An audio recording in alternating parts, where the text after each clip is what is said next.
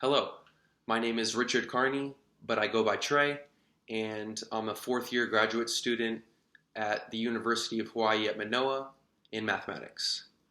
And I'm originally from Atlanta, Georgia, but I moved to Hawaii maybe 6 years ago. My favorite things to do are just go to the beach or hike. I really like to scuba dive.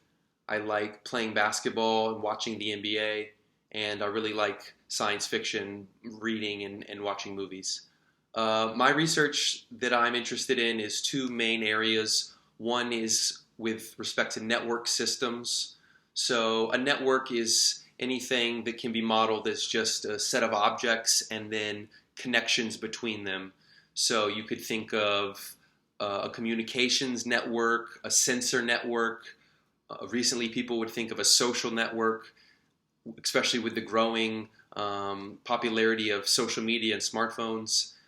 And so, for me specifically, I was actually looking at a robotic network, so drone quadcopters, and using the network structure to have them do certain tasks like coordinated motion. You can have them um, align in a certain formation that you prescribe and move in a direction, or let's say rendezvous. They don't have to know in advance what the best meeting location is, but based off the network structure, they can all self-determine a location.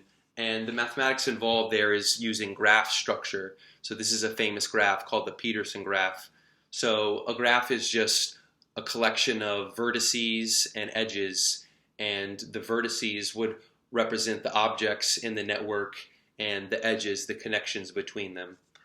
Another area of research that I've been involved in is modeling the COVID pandemic. You can see some of the mathematics I was working on behind me there. So using Seer models and other types of models to monitor and forecast the situation in Hawaii. And my real ultimate goal is to bring these two areas together.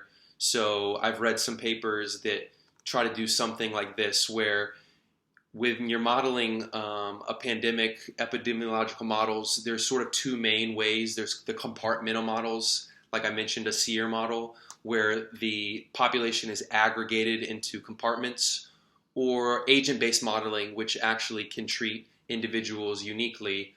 So I'm wanting to combine them in a way where you might still aggregate certain groups of people, but you're hoping to incorporate real data or a real network structure.